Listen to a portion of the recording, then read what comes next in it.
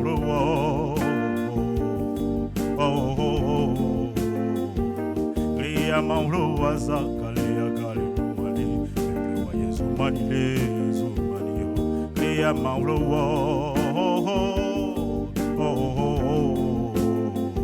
Nyezanyu anyinya panyu wao Antoni panyule Alele wakai mono No wajigbe abesika o Ya jigbe apreplekale Alele wakai mono Wakai mono Wakai mono Jigbe gajiblo yo Wakai mono Rabi hoyo Rabi hoyo Alele ile no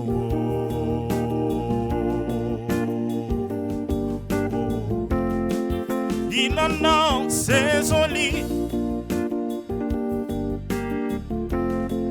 Dinana sezoli Dinana sezoli Adiabuji gaima mlisu azao Inana buyunyi mahi Buyunyi maho Ina glia maulu azakale agale nuale Peple wa yezu manile zumanio Glia maulu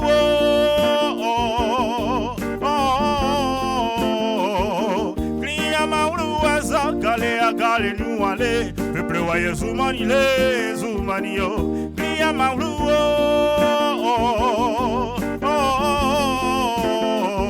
Yesanyu wanyia panyu waho Atoni panyule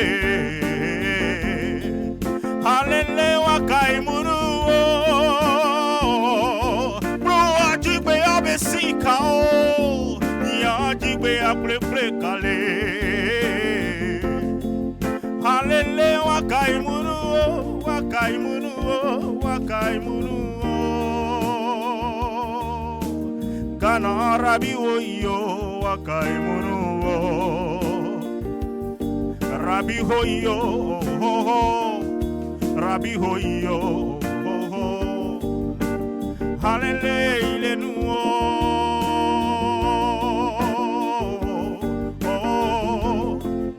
tout le monde, monu,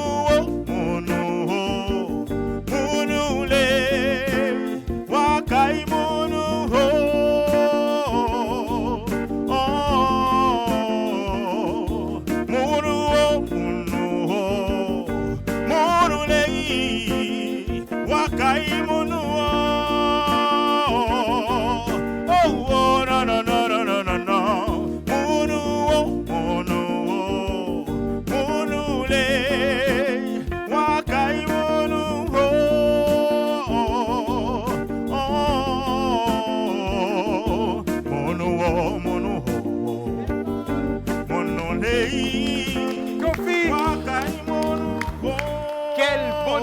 On se retrouve avec ce garçon. C'est beau, c'est formidable. On n'avait même pas envie que les choses s'arrêtent. Révélé lors de l'émission de télé-réalité Faso Academy en 2015, un album de 10 titres sur le marché, sorti en 2016 sur le label Cédoni Productions. On peut dire tout simplement que c'est une valeur sûre de la musique de notre pays qui a livré une belle prestation sur ce plateau.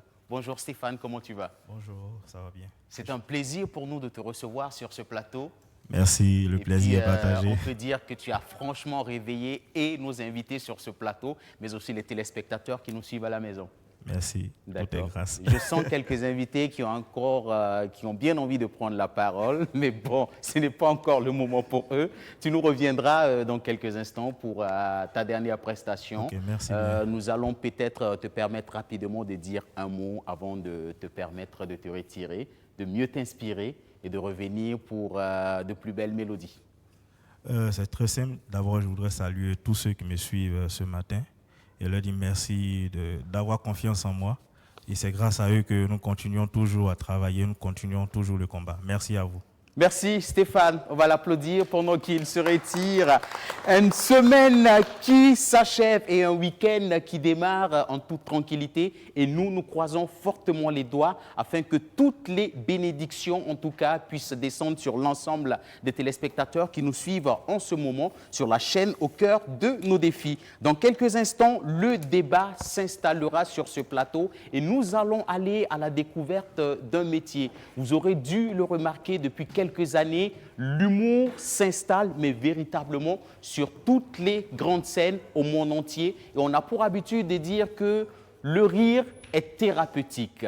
Nous avons des hommes et des femmes qui ont décidé de faire de l'humour leur métier sur ce plateau et nous allons aller à la découverte de leur métier. Quelles sont leurs difficultés? Quelles sont leurs sources d'inspiration? Qu'est-ce qu'ils vivent au quotidien? Ce sera dans quelques instants. Mais bien avant, le temps pour nous de vous présenter nos invités que nous avons sur ce plateau. Je commence d'abord par ma gauche. C'est l'une des rares femmes qui a décidé de faire de l'humour son métier ici au Burkina Faso. Philomène Nanema est parmi nous. Bonjour Philo, comment tu vas? D'accord. Nouvelle coiffure? Oui. Nouvelle coiffure? D'accord. On peut dire que c'est un nouveau visage de Philomène que je découvre. En fait, c'est la coiffure du confinement. D'accord. Ça s'appelle la coiffure du confinement. Formidable. D'accord. Et puis, juste à côté de Philomène Nanema, nous avons El Présidenté. Yes, I. Le président des humoristes du Burkina Faso. Voilà, et en même temps futur président du Faso parce que j'ai toujours nourri ces ambitions-là. D'accord. Voilà, ça fait partie de mon programme. Oui. Et ça ne saurait tarder. D'accord. Est-ce que à côté de l'humour, vous convoitez aussi le palais de Kossiam? C'est ce qui est dit. Ah bon? C'est ce qu'on vient de dire de suite là. D'accord. Bon, en tout cas, j'ose espérer que tout cela se passe toujours dans l'humour. Oui. Non, pas dans l'humour, mais dans la réalité des choses en fait. Alors, ça ne saurait tarder. D'accord. On aura l'occasion d'ouvrir ce sujet. Et puis, juste à ma droite, nous avons ce visage, je vais dire quand même, méconnu du grand public parce que vous n'avez pas l'habitude de le voir comme ça. Habituellement, il se présente sur les scènes avec un petit sac au dos, avec une tenue d'écolier et puis une sucette à la bouche, c'est bien cela. C'est bien cela. Avec son compagnon de tous les temps et à deux, ils forment le duo Gombo.com, un duo très adulé en tout cas de tous les Burkinabés. Et Bamogo est avec nous en ce jour. Bonjour Bamogo, comment tu vas? Je suis content d'être là. C'est un beau plateau et on se dit qu'on va s'enjailler ce matin. D'accord. C'est vrai que beaucoup de personnes ne te connaissent pas sur le nom de Ousmane Bamogo. On te connaît plus sur le nom de Keleka Kouka. Oui, Keleka Kouka. D'accord. Ouais. Ben, c'est le nom que je porte sur la scène. Oui. Sinon, moi, c'est à l'état civil, je suis Ousmane Bamogo. D'accord, formidable. On ne savait pas que le monsieur s'exprimait aussi bien en français. Et puis, on va revenir bien sûr sur le gradet. Mais bien avant, nous allons continuer toujours avec les humoristes. Et juste à côté, nous avons en tout cas l'un des doyens en tout cas de la scène de l'humour ici au Burkina Faso. Il représente le groupe Génération 2000 en la personne de Michou. Oui, bonjour à tous. À Bon, l'état civil. Sinon, en temps normal, j'allais dire aussi que le doyen, c'est pas comme ça qu'on a l'habitude de le voir sur scène. Mais aujourd'hui, il se posait la question dans les coulisses, est-ce que je viens avec la sape que tout le monde connaît ou je viens avec une sape très spéciale? On l'a dit, non, doyen, on a envie de te voir avec une sape spéciale. Oui, effectivement, comme c'est une émission spéciale, oui. Ben, il fallait une sape aussi assez spéciale. D'accord. Voilà. Donc, c'est Benga Kabakourou, l'homme qui saute les clôtures. D'accord, voilà. Formidable. Merci en tout cas pour ta présence, Michou. Et puis, juste à côté, notre collaborateur de tous les temps, Monsieur Hervé David, on l'a. Bonjour Hervé. Bonjour Sex, bonjour à tous les téléspectateurs de BFM. Oui, juste avant de démarrer l'émission, pendant la prestation de Stéphane Kelly, j'ai senti que tu étais... Stéphane Kofi, autant pour moi, tu étais tellement scotché et j'ai senti que tu avais envie de dire un petit truc sur sa prestation. Oui, je suis tout le temps émerveillé quand je l'écoute. Il a deux voix. C'est beaucoup ça qui m'impressionnait. Je le voyais dans les aigus, après il passait facilement également dans les graves. C'est ça qui m'impressionnait. Donc j'observais, je dis mais comment un artiste peut faire ça, peut avoir 2 voix à la fois comme ça. Donc j'ai passé mon temps beaucoup plus à observer ces mandibules, comment il harmonisait ça. D'accord, formidable. Alors avant d'installer le débat, je pense que nous allons souffler encore une fois de plus en musique et nous allons faire appel à un jeune artiste musicien de chez nous, jeune de l'âge, mais en tout cas pétri de talent, mais véritablement pétri de talent. Lui aussi a été révélé lors de l'émission de télé-réalité Faso Academy en 2010, où il a été d'ailleurs finaliste. Il a un album de 8 titres sur le marché, sorti en 2018. Il est dans nos murs en ce jour. Je vais vous demander de faire beaucoup d'applaudissements pour ce garçon qui porte le nom de Mathéo.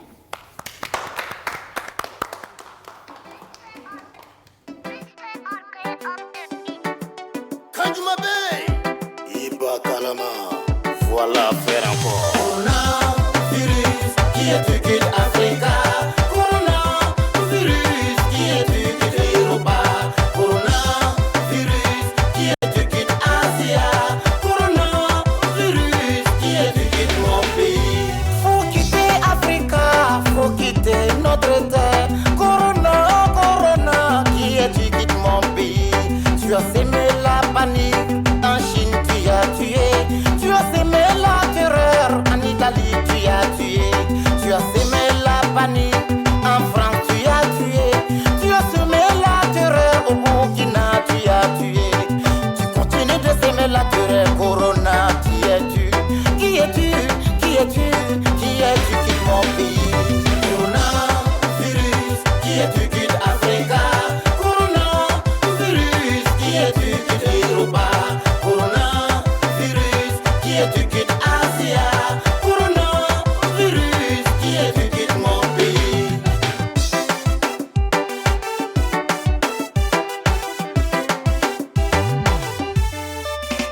Pour éviter le Covid-19, lavons-nous régulièrement les mains. Pour ne pas contaminer celui d'à côté, il faut éternuer dans les cours. Les ports des cache-nez, 1 mètre de distance. Utilisons les mouchoirs à usage unique, chers amis, c'est sérieux. Tu as sémé la panique en Chine, tu as tué. Tu as sémé la terreur en Italie, tu as tué. Tu as sémé la panique en France, tu as tué. Tu as semé la terreur au Burkina, tu as tué. Tu continues de sémer la terreur, Corona, qui es-tu? Qui es-tu? Qui es-tu? Qui es-tu? Quitte mon pays.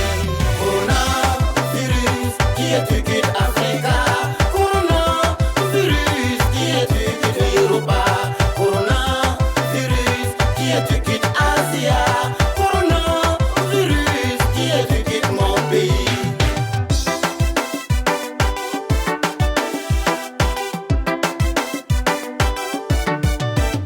Pour une fois dans l'histoire, à cause d'une maladie, au Burkina, il y a couvre-feu.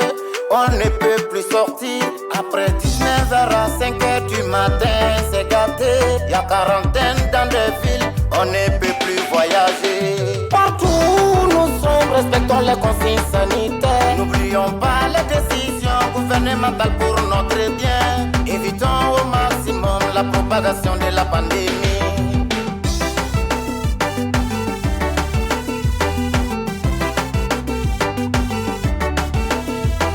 Archange, shoot it. Coronavirus, qui est du Kid Africa. Coronavirus, qui est du Kid Europa. Coronavirus, qui est du Kid Asia. Coronavirus, qui est du Kid mon pays. Coronavirus, qui est du Kid Africa. Coronavirus, qui est du Kid Europa. Coronavirus, qui est du Kid Asia. Coronavirus, qui est du Kid mon pays. Mathéo, j'ai eu l'impression que tu allais avoir un danseur improvisé, mais malheureusement quand il s'est levé... C'est fini vite. Je pense que c'est fini. D'accord, il dit que c'est vite fini. Alors Mathéo, va te permettre rapidement de nous laisser un numéro avant de te dire au revoir. Ok. Et vous pouvez. Elle présente bien. Bien. Faut remettre. Ah bon? Ça me plaît maintenant là. Faut quitter Africa, faut quitter notre terre. Corona, Corona, qui es-tu quitte mon pays? Tu as sémé la panique, en Chine tu as tué. Tu as sémé la terreur, en Italie tu as tué. Tu as sémé la panique, en France tu as tué. Tu as semé la terreur, au Burkina tu as tué. Tu continues de sémer la terreur, Corona, qui es-tu? Qui es-tu? Qui es-tu? Qui es-tu quitte mon pays? Corona, virus, qui es-tu quitte Africa? Corona, virus, qui es-tu quitte Europa? Corona. Merci. Bon, je pense que ces danseurs-là, quand même, ils sont des bons danseurs. Sinon, Mathéo, tu sais, nous avons des danseurs sur ce plateau. Quand ils dansent derrière un artiste, après, ils réclament leur cachet en direct. Mais quand même, ces danseurs-là, ce sont de très bons danseurs. Okay. Alors, nous allons te permettre de laisser ton numéro rapidement avant de te dire au revoir. Ok, pour le numéro managérial, là, vous pouvez composer les 78, Oui. 76, Oui. 76 encore, et D'accord. 62 à la fin. Merci bien, Mathéo. Merci. Excellente journée à toi. Nous allons te permettre de te retirer en toute tranquillité. Et nous voici bien installés, en tout cas, sur cette émission pour discuter de ce sujet, en tout cas, qui, j'en suis sûr, intéressera beaucoup de téléspectateurs. Il s'agit bien sûr des sources d'inspiration des humoristes. Et j'ai bien envie, avant de passer véritablement dans le vif du sujet, de savoir comment tout un chacun des humoristes présents sur ce plateau est arrivé dans l'humour. D'abord, on va commencer par le doyen. Bon, Michou. Bon, ça remonte aux années 89. Hein. Oui. Voilà, puisque je suis venu en 89 pour poursuivre mes études. Mais déjà, j'ai trouvé sur place mon collègue et frère Baïli Jean-Aimé, D'accord. Babenda, D'accord. voilà, qui était déjà sur le terrain. Donc lui, il avait ses activités, j'avais mes activités. Mais il faut tout d'abord dire qu'au tout début, nous étions que des danseurs, des chorégraphes. Voilà, donc chacun est venu et puis chacun avait ses établissements. Il donnait ses cours de danse pour s'en sortir de gauche à droite parce que bon, on est venu tomber sur une situation qui n'était pas du tout aisée. D'accord. Voilà, on est venu... Et comment cette situation s'appelait? On va dire les vrais mots La sur galère. cette émission. D'accord. La À galère. l'époque, la galère fouettait. Voilà, la galère fouettait. Non, pas fouettait même, la galère même chicotait. D'accord. Fouettait là, c'est encore plus doux. Ça D'accord. chicotait. Oui. Donc quand tu arrives pour tes études et puis bon, le matin tu te lèves, tu n'as rien à manger. Oui. Tu dois caracoler de gauche à droite et puis bon, quand tu es parmi tes amis, tu racontes des histoires drôles, ils sont contents, tu es là et on dit, ben il y a la nuit culturelle, c'est toi qui es toujours le meilleur danseur, pourtant on ne te donne rien. Oui. On dit, bon, pourquoi ne pas monnayer ça? D'accord. Voilà, je peux Mais est-ce que dire quand ici on a devant le tout le ventre, monde que nous quand sommes on les a le- premiers à avoir monnayé le talent ici dans le domaine chorégraphique. Parce que les gens ne dansaient pas ici comme ça pour dire qu'ils dansaient pour prendre l'argent. Mais nous, lorsqu'on donnait des cours, il fallait nous payer. Sinon, si tu ne nous payes pas, on va manger quoi? Voilà, donc c'est comme ça ça a commencé.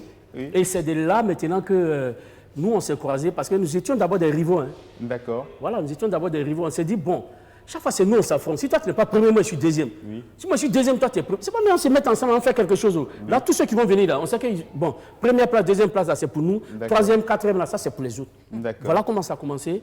Et au fur et à mesure, on a ajouté maintenant le côté sketch dedans. D'accord. Oui. Voilà, c'est le côté sketch qu'on a ajouté. Puis bon, jusque-là, on est là, ça fait 30 ans. D'accord, 30 ans de carrière pour le groupe Génération 2000. Avant d'aller sur Bamogo, j'aimerais savoir, tu nous as dit, doyen à l'instant, on faisait rire les amis dans le quartier, dans la galère. Je veux savoir comment quelqu'un qui a faim peut arriver à faire rire des gens. Quand tu as faim, Oui. tu n'as aucune porte de secours. Oui. Qu'est-ce que tu cherches? C'est boire l'eau et puis t'asseoir avec les amis pour causer, pour attendre demain. D'accord. Et quand tu vas t'asseoir avec tes amis, tu espères qu'eux aussi, pendant que tu causes avec eux, tu fais rire là. Chacun va sortir sa nourriture, tu vas gagner un peu, tu vas mettre dans ta bouche.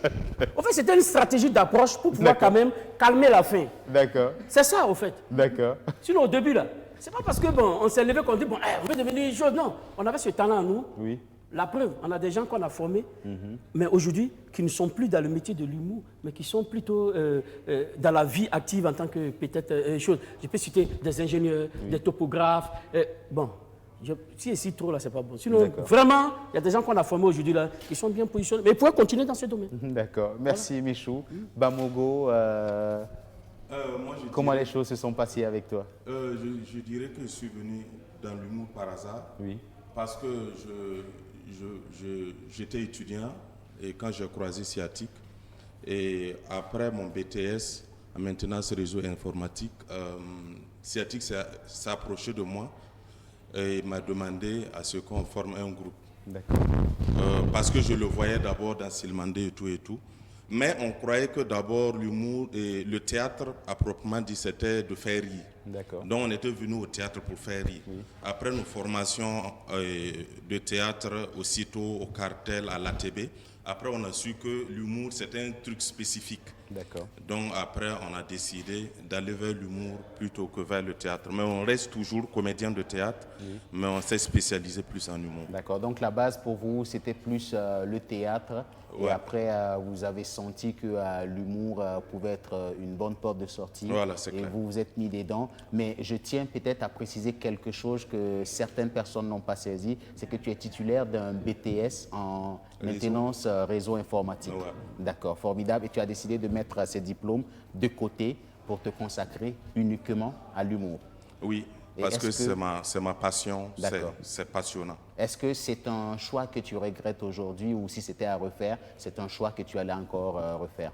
Je dirais si je naissais 5 fois, j'allais être humoriste 5 fois. Formidable. Philomène Nanema. J'ai cru que tu allais commencer par dire. Non. Mais je m'étais concentré sur lui. C'est là que se trouve le piège, Philomène. Non, en fait, tu as commencé comme ça. Non, ça doit me dire quoi. D'accord. Non, Philomène, nous allons commencer par toi. De te regarder pour pas loin de regarder ici. Tu parles comme tu veux. Okay. Tout compte fait, tout le monde te suit et on apprécie encore ta nouvelle coiffure. Merci, c'est gentil. D'accord. Toi aussi, j'apprécie pour toi. D'accord, donc, je ne sais pas... En tout cas, il faut apprécier pour Obama. Merci. Concentrez-vous. Bon, je ne sais pas quel effet ça fait d'avoir des humoristes sur ce plateau, mais franchement, ce ne sont pas du tout des gars souvent très agréables. Oui. D'accord, merci. On va se mettre très au sérieux. Pour moi, là, c'est un peu long, mais je vais résumer. C'est pas mieux, sinon on va prendre tous les 1h30 là sur moi. Oui. Donc, je voulais dire tout simplement, d'abord, avant de commencer, merci à son excellent Gérard Ouedraogo s'il nous suit, parce que c'est grâce à lui que moi je suis venue à l'humour. Au départ, c'était le théâtre qui me passionnait. C'était le théâtre ou rien, et j'ai toujours voulu faire le théâtre depuis que je suis au CE1. Et puis, l'occasion ne s'était jamais présentée à moi. Quand je suis arrivée au Burkina, j'ai tout fait jusqu'à ce qu'un jour, j'ai la chance de me lancer comme ça grâce à Anatole Kouama, que je salue au passage. Et puis, de formation en formation, je me suis retrouvée aussitôt pour des formations avec Isaka Sawadogo. Isaka Sawadogo qui était notre formateur pendant presque 2-3 mois comme ça. Et à l'issue de cette formation, il fallait présenter quelque chose dans une restitution. Et on devait reprendre la pièce L'os de Morlam qui avait été déjà mise en scène par Isaka Sawadogo au préalable, en fait, quelques années avant. Donc, moi, j'ai joué le rôle de Oumi dans la pièce. Et quand on a fini la représentation, Gérard m'a approché pour me dire, Philo, je t'ai vu jouer tout à l'heure là, j'ai vu en toi une humoriste, ça ne te dirait pas d'essayer? Il dit, pardon, il ne faut pas faire les gens vont me huer ici. Donc on a rigolé comme ça. Il dit, non, je ne plaisante pas, je suis au sérieux et tout. Pour moi, il a dit ça juste pour me taquiner. Et puis bon, il n'a pas lâché. Il n'a pas lâché pendant 2 ans, 6 mois. Il est toujours dans moi. En fait, quand je dis dans moi, excusez-moi le thème, il est toujours sur moi. Non, pas sur moi. Il est même sur là, c'est pas bon. En fait, je reprends. Voilà. Même sur là, c'est pas bon. Ça même, c'est grave. Trouver la bonne phrase. Oui. Dans toi, c'est pas exact. Oui, sur moi, c'est pas exact. Bon, il est toujours à côté. À côté. Sinon, voilà. Sûr, là, c'est pas bon. À côté.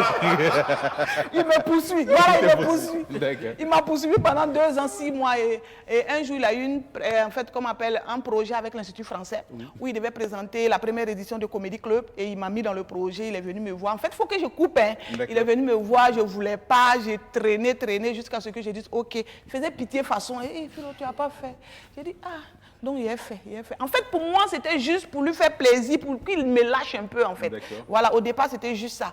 Et puis, le 13 juin 2014, à l'Institut français, ma première scène, on a joué 2 fois, le 13 et le 14 juin, et après, ça a mis 1 année de flottement. Parce que pour moi, c'était juste pour faire plaisir à Gérard par rapport à son comédie club avec l'Institut français, et puis passer toujours, reprendre mon théâtre. Et puis, 1 année après, il m'appelle et puis il me dit, c'est comment? Je dis, comment? Mais ce que tu as fait là, donc je ne vais plus continuer. Je dis, je dois continuer d'aller jouer où encore? Et puis il me dit, non, en fait, il faut te mettre en tête que tu veux devenir humoriste. Et puis j'ai dit, ça là, c'est compliqué. Et c'est lui encore qui a commencé à me trouver les différentes scènes, les dîners galas, et ainsi de suite. Et là, je me suis dit, mais je peux le faire, donc tu vois. Donc, j'ai commencé à avoir confiance en moi. Et ça commençait à payer un peu. Ça commençait à payer beaucoup. Et j'ai commencé à avoir confiance en moi. J'ai dit, mais attends, donc je pouvais être humoriste et puis depuis là, tout tourne là. Donc c'est de là que tout est parti. Donc je veux dire vraiment merci à Gérard parce que c'est lui qui a mis vraiment le paquet, c'est lui qui m'a vraiment martelé. Chaque fois, il est dans mes oreilles. Philo, vas-y, j'ai confiance en toi, fonce, jusqu'à ce que je fonce. D'accord. Et puis je rappelle, Bamogo a dit que lui, il est titulaire d'un BTS en réseau informatique. Mais je veux dire que Philomène Nanema aussi, toi aussi, tu étais oui, moi j'ai fait 4e, j'ai fait la classe de 4e, on m'a renvoyé. D'accord. On ne m'a pas renvoyé par les Valériens. D'accord. C'est les maths là. D'accord. Ce sont les maths qui te fatiguaient. Sinon, les autres matières là, étaient fortes dedans. Mais je rappelle que on dit conduite, hein? Tu étais couturière aussi. Voilà, c'est après ça que je suis allée faire formation en couture, en stylisme et je faisais vraiment, j'habillais, je me plaisais quand même un peu dedans parce que ce que je voulais faire là, c'était le théâtre. D'accord. Voilà. Donc Dieu merci, aujourd'hui, je fais ce que j'aime, je suis sur la scène et c'est ce que j'ai toujours voulu faire. Parce qu'elle m'a dit un jour, Obama, tu sais, les chemises que tu portes là, j'ai fini ça. En tout cas, j'ai fini ça. El Presidente, quelle est ton histoire avec l'humour? Bon, moi, mon histoire, c'est de l'université. C'est pratiquement les mêmes histoires. D'accord. Parce que j'étais à l'université dans la troupe théâtrale Étoile de l'Avenir, qui était une troupe qui était mise en place par les étudiants de lettres modernes. Pourtant, moi, je faisais sociologie. Et donc, j'étais pratiquement le seul à ne pas être de lettres modernes, à être dans cette troupe-là. Disons que le théâtre aussi, bon, depuis le primaire, ça, c'est des sketchs. Et donc, à l'université, on a continué à écrire. Et voilà, dans la troupe, on fait des mises en scène, on sort, on fait des prestations. Et c'est de là que en fait, dans les jeux, j'incarnais beaucoup plus des rôles comiques. Voilà, et on voyait la chose venir. Et moi, j'ai commencé l'humour par l'imitation. Voilà, c'est venu comme par hasard. J'ai commencé par l'imitation, surtout du président Alassane Dramane Ouattara, qui est venu facilement dans ma voix. J'ai commencé par là. Et peu après, j'ai essayé d'autres voix. Le président Blaise Compaoré, Dadis Camara, Toulinabo Mouchingi, qui était l'ambassadeur ici américain. Donc, plusieurs voix comme ça au début, voilà, qui faisaient quand même... Est-ce qu'on peut avoir un exemple, juste un aperçu? Je ne vais pas choisir le président, je vous laisse choisir vous-même. Nos concitoyens, concitoyennes, je suis très heureux, même à distance, de pouvoir vous dire que nous sommes, vous voyez, toujours des fils et filles de la même communauté, ou je dirais du même pays. Et je dirais que si nous nous mettons main dans les mains pour construire le pays, vous savez, le Burkina est en émergence. Le Burkina est en émergence et c'est ce que j'ai toujours dit depuis 2013, non? Et je le disais, que si toutefois vous me permettez quelle voix avez-vous retenue? Je pourrais toujours faire beaucoup de choses pour vous. Et c'est là, mon frère me disait de faire beaucoup très attention. Du Burkina Faso, Blaise Compaoré, ça saute à l'œil nu. Formidable. Merci beaucoup. Merci. Voilà. Donc, au début, c'était comme ça. Et moi, je suis allé voir mes aînés parce que je faisais aussi l'université. On me connaissait à peine. Personne même ne me connaissait dans le domaine de l'humour. Je suis allé voir des aînés pour demander des conseils. Surtout, c'était le groupe Gomo.com à l'époque que j'ai touché pour la première fois. Voilà, qui m'avait même conseillé de participer aussi au Grand Prix national de l'humour qui était, comment on appelle ça, on va dire une compétition organisée par le ministère de la Culture et du Tourisme à l'époque. Donc, quand j'ai participé en 2015, en novembre, et je suis sorti donc 3e lauréat. Je venais d'arriver. Vraiment, j'étais content parce que, bon, pour quelqu'un qui vient d'arriver, on ne te connaît pas. Je suis sorti 3e lauréat. Et c'est de là que la révélation est partie. Formidable. Et donc, je fais de l'imitation, mais je fais du stand-up, du one-man show. Donc, c'est ça. Alors, Hervé Onla, vous avez suivi les humoristes à l'instant. Est-ce que l'humour permet de rire de tout? Je dis, bon, le rire de tout, non. Hein. Le rire de tout, je dis vraiment non. Parce que moi, il y a des limites. Il y a des limites, surtout au Burkina Faso, c'est quand même assez... c'est assez sceptique, c'est même difficile de faire rire tout le monde au Burkina. J'ai eu beaucoup de cas, il y a eu beaucoup de cas comme ça où certains humoristes ont souvent parfois titillé, parfois certaines personnalités, soit politiques ou culturelles même. et que ça les frustre personnellement. Moi, ce que je dis aussi souvent, parfois aux humoristes, c'est que bon, l'humour aussi, c'est pas aussi se moquer des gens, c'est pas insulter.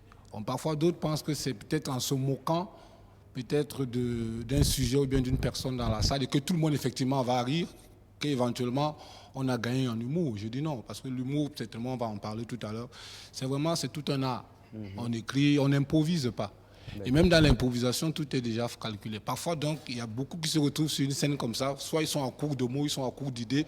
Et puis, ils interpellent rapidement une personnalité qui est dans la salle et se moquent soit de son physique, ou bien soit, je ne sais pas, d'autres choses. Ça permet de rire, justement. Mais à la fin, même l'humoriste, il sera frustré. On sait déjà que le premier sujet sera frustré, mais malheureusement, ça arrive souvent de façon spontanée, tout simplement parce que c'est le manque d'organisation de certains humoristes. Tout s'écrit. Tout s'écrit. Donc, quand tu dis qu'on peut rire de tout, je dis non. Parfois, il y a des humours bleus où, quand tu viens poser même ce sujet-là dans un pays qui ne ressemble pas peut-être au tien, c'est un peu, ça tire peut-être véritablement même à la révolte. Donc, je pense que moi, je dis toujours qu'on ne peut pas rire de tout. Il faut véritablement centrer l'humour uniquement sur les tests, sur le cri et sur ce qu'on a préparé. Et l'objectif, c'est de faire rire, mais ce n'est pas se moquer ou bien insulter quelqu'un. D'accord. L'humour a des zones interdites. Est-ce que c'est ce que pensent les humoristes présents sur ce plateau? Moi, je pense qu'en humour, il faut respecter. D'accord. Il faut respecter.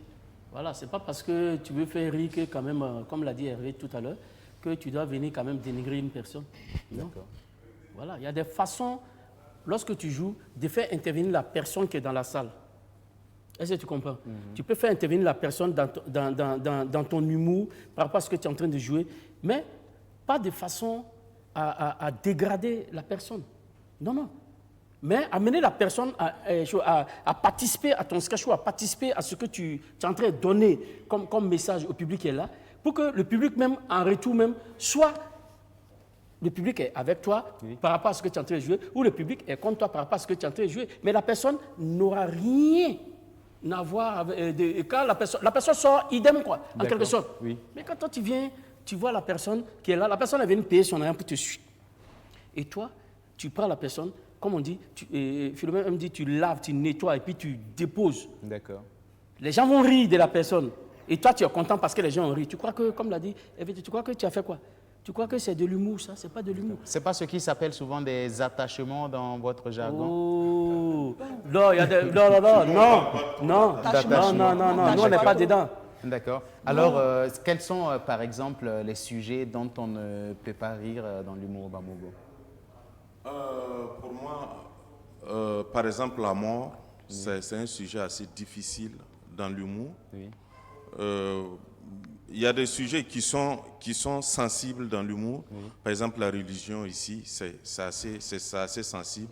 Donc, quand tu veux évoquer la religion, par exemple, il faut être très subtil et faire très attention. Oui. Sinon, tu touches à des sensibilités et après, ça va dans tous les sens, quoi. Tu n'arrives plus à maîtriser ton sujet. Oui. Je pense que c'est plus la religion et la mort qui me font un peu peur. Sinon, j'aborde la religion souvent, mais je fais très attention à la religion. La religion et la mort. Philomène, Nanema, il y a des zones sensibles pour toi dans l'humour? Oui, pour moi, je me dis, je ne sais pas si c'est parce que je suis femme, mais je fais attention au sexe aussi. Parce que même si tu veux parler d'un sujet qui porte sur le sexe, il faut être assez subtil pour voiler ça. Ça veut dire, si tu n'es pas majeur, tu n'as pas atteint 18, 19, 20 ans, tu ne peux pas décoder ce que l'humoriste est en train de dire. Il faut être vraiment... Il faut masquer les choses, quoi. Il faut masquer les choses parce que tu penses que ce sujet-là est important, tu veux en parler, tu veux qu'un message puisse passer à travers ça. Il faut faire très attention. Il faut faire très attention pour ne pas être assez vulgaire devant des personnalités ou bien devant des personnes quand même qui te suivent assez. Donc, il faut savoir voiler les choses, il faut savoir dire les choses pour ne pas que les enfants se retrouvent dedans dans ce que tu es en train de dire. C'est pas trop joli. Et puis, quand les gens sont en groupe comme ça et puis tu parles de sexe, ça met mal à l'aise. Mais il y a des endroits où ça peut facilement passer. Mais moi, personnellement, je fais très attention en tant que femme. Et puis, au Burkina, ici, c'est compliqué. réveiller. Sinon, dans les boîtes de nuit, à 4 h du matin, 3 h du matin, les gens même, ils ne t'entendent plus. Tu parles de sexe, même le gars, il dit quoi? Tu vois, donc c'est compliqué. Donc, il faut faire très attention au sexe. Comme Bamogo l'a dit tout à l'heure aussi, la religion. C'est vrai que souvent, dans les spectacles, on veut parler de religion, on veut parler de certaines pratiques, mais on essaie vraiment de savoir viser. De savoir viser, on écrit, on essaie de porter cet écrit-là devant des personnes, on essaie de jouer devant certaines personnes pour qu'ils essaient de voir aussi dans leur entendement, leur vision, comment est-ce qu'ils voient ça, le contexte dans lequel tu vas le jouer.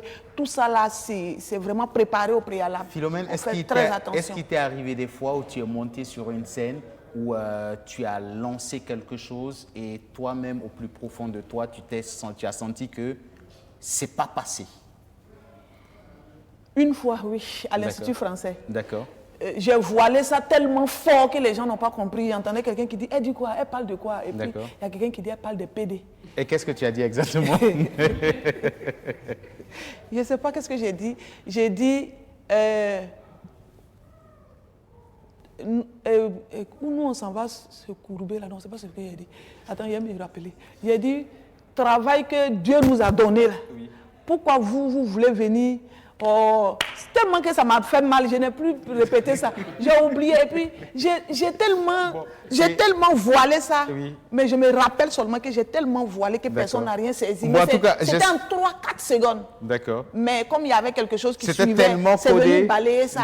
C'était une prestation de 15 minutes. D'accord. Et c'était dedans, c'était ma toute première scène à l'Institut français. Oui. Et c'est passé inaperçu. Depuis ce jour-là, il ne parle plus des PD. D'accord, formidable. Alors, El Presidente, pour toi qui as l'habitude d'imiter des chefs d'État, est-ce que tu t'es retrouvé un jour devant une personnalité que tu as imité et tu as senti que l'humour n'est pas du tout passé, il ne l'a pas pris du bon côté? En matière d'imitation, non. Mais comme je fais plusieurs type ou style d'humour. Peut-être souvent dans le stand-up, il arrive que tu abordes un sujet et tu es sur scène, mais tu sens que le message que tu portes n'est pas passé comme tu veux. Parce que les gens ont déjà dit, opposer deux termes ici, la vulgarité et la subtilité. D'accord. Alors, face à des sujets donnés, puisque l'humour noir, ça existe. Voilà, ça fait partie des caractéristiques quand même de l'humour qui existe, qui peut être fait. Maintenant, comment le faire pour ne pas être dans la vulgarité? Donc, c'est utiliser aussi cette subtilité-là pour le faire. Et si dans la subtilité, les gens n'arrivent pas à comprendre ce que tu fais, c'est ce qui fait que le plus souvent, en abordant des thèmes de religion, de sexe, bon, on voit, c'est entre nous humoristes, on expose les choses devant le public, les gens rient, c'est vrai, mais est-ce qu'après, c'est de l'humour que tu fais? Est-ce que l'humour, c'est seulement faire rire? C'est ça aussi la question qu'il faut se poser. Oui, le premier objectif de l'humour, c'est faire rire. Mais est-ce que c'est seulement faire rire? D'accord. En dehors de ça, qu'est-ce qu'il faut connaître dans l'humour? Donc je pense que c'est ce chemin-là aussi qu'il nous faut actuellement. Parce qu'on est déjà humoriste. Justement, il vient de toucher du doigt véritablement le problème des humoristes. Moi, je dis toujours que c'est l'art le plus difficile à exécuter, notamment en public, dans le monde entier. C'est difficile parce que vous pouvez faire une prestation et je suis convaincu que ce qui va décevoir ou bien qui déçoit généralement les humoristes, c'est le fait que personne ne rit. Et c'est tellement vilain dans la salle quand vous voyez un humoriste qui vient, tout le monde s'attend à rire et puis personne ne rit. Mais il n'y a rien de plus mauvais dans l'art que ça, dans l'humour. Et ça arrive malheureusement parfois. Et pourquoi d'autres artistes se retrouvent donc en train de faire autre chose? Tout simplement parce qu'ils n'ont pas étudié le public qu'ils auront en face. C'est tout comme les musiciens. Il y a des musiciens, quand vous avez un spectacle, vous avez un gombo quelque part, c'est quel est le public que vous aurez en face de vous? Est-ce des jeunes? Est-ce des adultes? Est-ce des gens qui bougent? Est-ce un festival? C'est aussi ce que les humoristes devaient savoir. Mais ils ont l'impression que tout leur humour, quand ils font dans la maison, ça va passer partout. Non, ça ne passe pas. Il faut déjà connaître le public, ou bien c'est quel genre de public que vous aurez en face de vous et quel style d'humour vous allez apporter. Parfois, ça peut ne pas marcher et puis vous avez d'autres choses à mettre dans la tête. Mais là où c'est complètement gauche, et ça je rejoins, peut-être qu'il n'a pas dit ça de façon crue, c'est le fait de chosifier la femme dans l'humour. Moi, il n'y a rien de tel. Je me suis déjà offusqué contre ça, je sors de la salle. On se retrouve en train de stigmatiser la femme, en train de de se moquer de toutes les parties sensibles de la femme en disant qu'on fait rire. Non, j'ai dit non. Il y a beaucoup d'humoristes, surtout les Ivoiriens, je le dis clairement, qui ont souvent cette tendance, n'est-ce pas, à afficher la femme comme un objet dans une salle, pour interpeller même parfois une femme qui est venue regarder ton spectacle, apprécier ou bien se moquer de son postérieur. C'est pas ça de l'humour. Donc je me dis qu'à un moment donné, écrivons tout ce qu'on fait et préparons-nous, heureusement, et ça c'est pas parce que vous êtes là, hein, la majorité des humoristes burkinabés prennent toujours le temps de tout écrire. Ouais. D'accord. Si j'étais dernièrement au Massa il y a 2 ans, l'un de mes amis, le Rasta, qui était avec Zongo exactement, qui m'a avoué simplement que les humoristes burkinabés travaillent mieux qu'eux, tout simplement parce qu'ils n'improvisent pas, parce qu'ils écrivent tout. Et moi, quand je lui ai tendu le micro, il me l'a dit, j'étais stupéfait. Et c'est ce qu'on souhaiterait que ça se fasse. Mais malheureusement, beaucoup plus de jeunes maintenant, j'en ai vu quelques-uns ici, qui viennent improviser parce qu'ils viennent passer à BF1. Non, même si c'est un petit passage de 5 minutes, ça s'écrit. Et quand tu as fini tes 5 minutes, tu t'en vas. Mais les 5 minutes, c'est 5 minutes. Mais parfois, d'autres reviennent encore parce qu'ils veulent inventer d'autres choses pour prendre du temps. C'est un peu ça. C'est très complexe, votre métier. Moi, je vais compléter. Excuse-moi, Bamogo, je vais compléter quelque chose par rapport à ce qu'il a dit. Vous savez, souvent, l'humoriste aussi, quand il va pour aller jouer, ça dépend de la programmation. D'accord. Tu arrives, je prends un exemple. Tu vas pour aller jouer à un dîner gala. Un dîner gala, si tu veux faire passer l'humoriste, tu le fais passer peut-être pendant que la collation, les gens sont en train de boire un petit coup, tout ça, ça passe. Mais pendant que les gens sont là, les cuillères, les fourchettes, on dit voilà, on va vous présenter maintenant un humoriste qui va passer, qui va écouter. Les gens vont manger. Les gens vont manger, ils ne vous écoutent pas. Donc ça fait que souvent, ça crée une petite frustration. Puis tu es en train de. Ce que tu dis là, le gars doit être concentré pour t'écouter. Mais le gars est concentré sur quelque chose ici. Il va écouter quoi? Donc souvent, il y a ça aussi qu'il faut qu'on reconnaisse. Donc souvent, il y a le temps de la prestation aussi. La programmation, il y a des moments où, lorsque tu organises ta manifestation, il y a des moments où tu peux faire passer l'humoriste. Tu fais passer l'humoriste au moment où, par exemple, les gens n'ont pas trop bu, ou les gens ne sont pas en train de manger, ça passe. Ou bien les gens ont fini de boire, les gens ont fini de manger, tu passes l'humoriste. Ça encore, ils sont concentrés. Mais pendant que les gens sont en train de manger, désolé, tu passes un humoriste, qu'il soit le meilleur du monde. On va dire son nom là. Les gens sont là, ils ont commencé à manger là. Personne ne va t'applaudir. Bamogo, oui. Moi, mon souci, c'est quoi? Pour les humoristes, je pense que dans tout métier, il faut se former. D'accord. Ça veut dire que l'humour, ça a des normes. Ce n'est pas. Daiko disait, il y a ceux qui font rire et ceux qui savent faire rire. D'accord. Ceux qui savent faire rire, ce sont les humoristes. Ça veut dire que avant d'être humoriste, normalement, tu dois avoir une formation de base qui te permet de savoir quels sont les cours dans l'humour. C'est comme un musicien qui commence la musique sans connaître do, ré, mi. Il y a des bases dans tout métier. Donc, quand tu fais rire dans le quartier et on te glorifie, du coup, tu te retrouves sur une chaîne de télé, tu es connu après 2-3 sketchs, tu es connu, et voilà, tu te dis international, tu te dis oui, je suis humoriste, mais tu ne l'es pas. Parce qu'il y a des béabas que tu ne connais pas. Tu ne connais pas comment écrire un texte, comment structurer un texte et tout, ça veut dire que c'est nul. Tu peux faire rire, mais il n'y a rien au fond. Alors, je pense que Bamogo, tu as dit quelque chose de très important. Il y a ceux qui font rire et il y a ceux qui savent faire rire.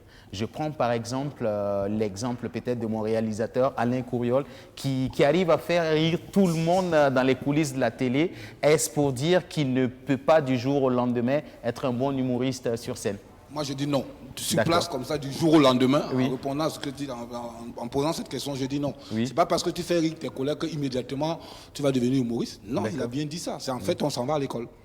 C'est peut-être un atout, mais c'est infime même. C'est pas parce que tu sais faire rire les gens qu'on va te mettre sur un plateau, tu vas faire rire les gens. C'est pas possible.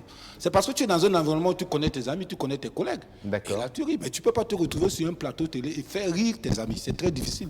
C'est même plus tes amis, c'est tout le monde. Je crois qu'après, il faut repartir à l'école. Je pense que c'est quand on donne les thèmes que tu différencies les humoristes. Quand par exemple on te dit de faire un sketch sur le soja par exemple.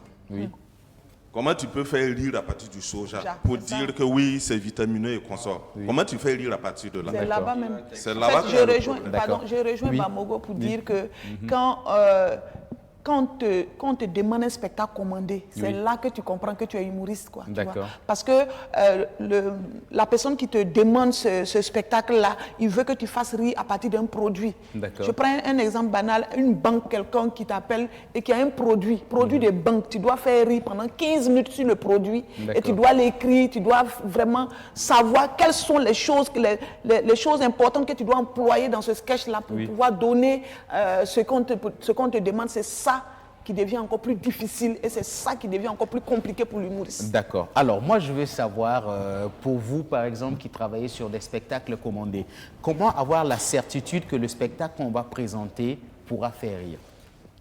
Ça, c'est à partir de l'écriture et on l'a déjà dit. Puisque chaque humoriste, c'est vrai, nous, au début, on n'a pas eu des écoles d'humoristes ici pour nous former avant d'aller à l'humour. Mais nous, la majeure partie, disons que c'est le théâtre qui nous a beaucoup plus aidé. Le théâtre, à travers les formations. Après, toi aussi, tu cherches à collaborer avec les uns et les autres, à suivre des spectacles, à te former. Il faudrait que tu te formes. Parce que tu ne peux pas rester sur le confort, oui, j'ai fait rire un numéro, c'est bon, et faire toute l'année avec ce numéro, ça ne passe pas. Les gens vont dire, on a trop vu ce numéro. Donc, il faudrait que tu te formes pour pouvoir faire l'écriture humoristique. Et quand on te commande, on te donne un thème, à travers ce thème-là, tu écris.